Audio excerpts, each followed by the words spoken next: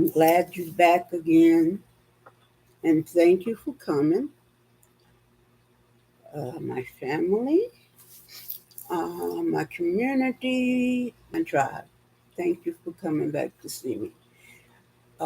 This one is a series I call To Tell the Truth.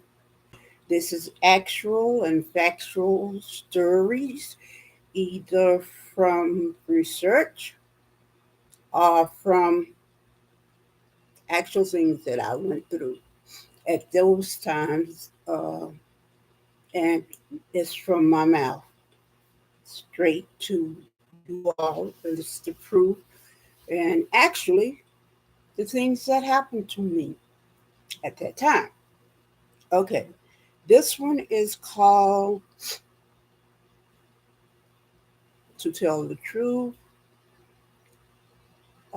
Segregation, Integration, and this was 1963. At that time, I was going to the fifth grade, and that was a lot of change. Uh, excuse me, that year. My father had brought upon what he had wanted all the time, his own farm, his own animals, things that he could do by hand, work his farm, or look after his animals, or all that. Something of his own. And he finally had that.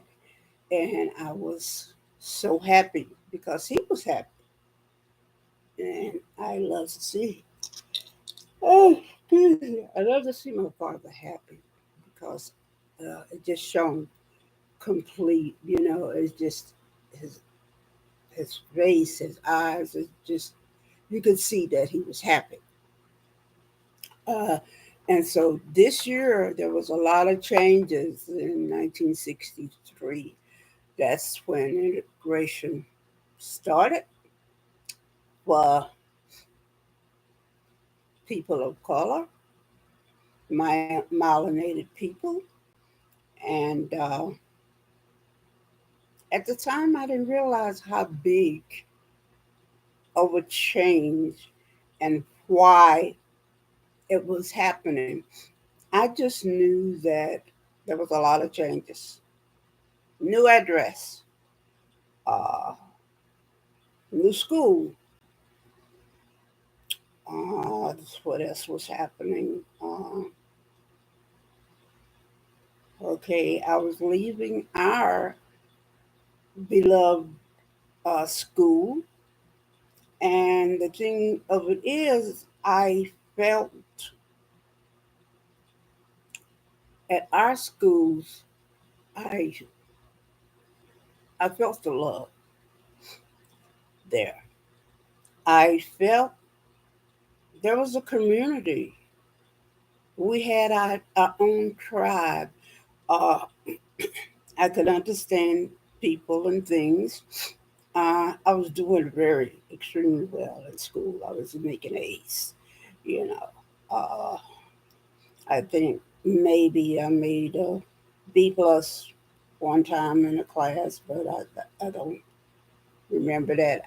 I know my grades was extremely good, and my teachers was proud and happy that I was doing so well. Uh, and also too the different things. Uh, each other, everyone knew each other. Okay. Uh, the principal knew my parents, familiar with what classes were offered within what grades. Uh, let's see, the teacher automatically gave students, if they saw that uh, you were struggling, you didn't have to ask for help. You didn't have to search for help. The teacher was right there to help you. Those kind of things. School was more about the students than the teachers or the principal. And you could tell that easily. You know, the teachers were so caring, the principals were so caring, uh, gave the school gave the students opportunity to make money. Like, for example, two of my oldest sisters drove a bus. Okay, there was an opportunity to do something for themselves and the family and to make money, to save money for college.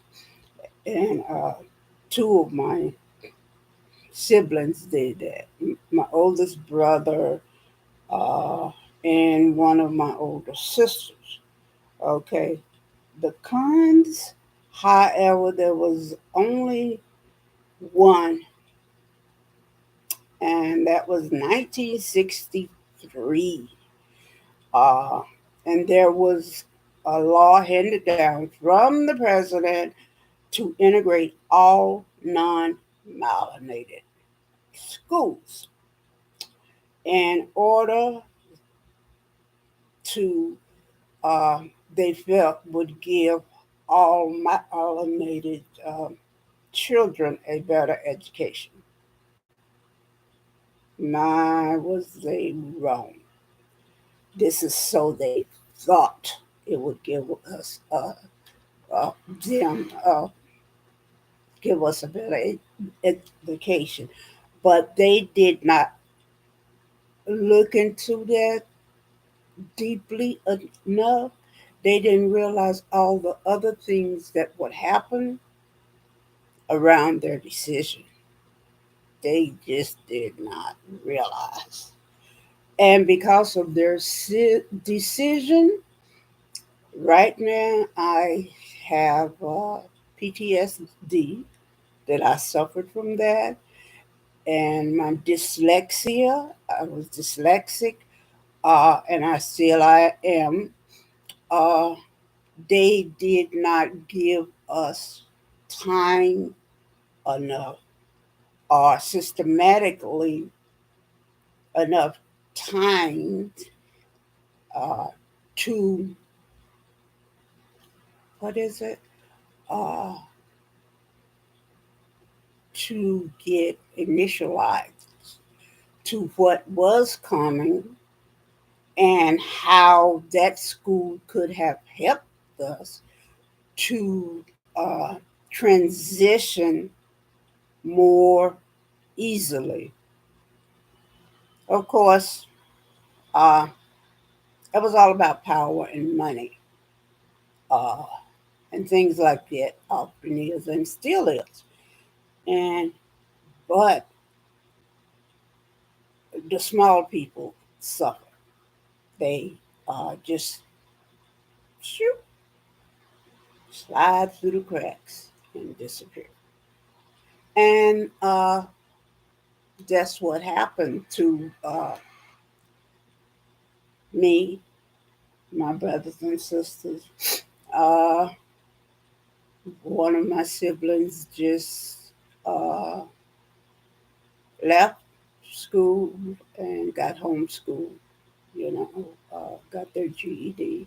And then one left and went to the Marines. He kept falling behind in classes. And just one day he just decided to go to the Marines. And that's not, I'm sure, not what he had anticipated. And this is the type of things that transgress because of the decision that the people and politicians decided for us without discussing these things uh, with us. They did not realize how big of an impact it would have on the children and their family, and it did. It really, really did. I think it because of the things that we went through, and my father worrying about us, and the things that happened on the farm, and the harassment uh, that happened from the non-melanated people to us, that caused my father to have ulcers, and it caused me to have stomach problems. I don't know about my other brothers and sisters because they never talked about it. But I know that was the start of my flare ups with my stomach. That was the beginning then. And as the years went by, it got worse and worse and worse and worse and worse. But at the time, I did not know that I had CSID. I just know that my stomach got worse, and I feel it was because what happened in 1963 for or until I graduated, which was let's see, that was like 7 years. Can you imagine going through all these things, the harassment, and being in a place that you know the people did not respect you or like you, or they just tolerated you because the Lord said they had to do it. How would you feel? Okay? And you would be being a friendly person like I was. Uh, I was an introvert though, but I was taught to speak to people. And so going down the hall and you would speak to a teacher, and that teacher would just look you in the eye, and the expression, the stone expression in their faces, they wouldn't even, it was like you were invisible. That's how I felt. I was invisible there. Uh, but I did my best, even though it was difficult. I did not receive any help. Uh, what I learned on my own with help from God, because back in the time that my parents was coming up, the highest grade that you could go to was the eighth grade, which was like the 12th grade when I graduated. So they did not have any more education after that. And so they couldn't help me. My other sisters that was older than me, my brothers couldn't help me either because some of the classes uh, they had never seen me before. I was taking classes to transfer to college. Okay, so like I said, I guess I can't say that they thought that, I can't say that honestly, that the unmelanated people thought this was a good thing for the children and the families. No, I don't, I can't say that honestly. I think they knew it would not be, but they just didn't care. It was more about money, saving money, and power for them. And that's why they made that decision, because over here they could get rid of this school over here, the Melanated school here and here and here and here, and they could take the land, use it for something else. And it was, like I said, it was about power and money, and that's it. Not help for the kids or the parents, because systematically, if they thought that way, they would have prepared those children to transition from their school to the non-melanated school, and the kids would have been ready for the new school, and they would know what type of classes that they would have to take and study. And they could have given uh, help within that time during that summer with some of the classes that we would have to take to transition over to that school. But uh, they did not do that. And uh, I can't understand it. Well, I do understand it, but I do not hold any hatred against these people because that's just the way they are and is. And I just look to God, and I thank God that nothing happened to us physically because it could have. And I'm glad nothing happened to any of us. We didn't lose anybody during that time. Uh, and I was happy that it did not happen. And our Father looked after us. Oh, wow. He was such a protective uh, Papa Bear. And he gave us information and education, what to do and what not to do to prepare us for that school.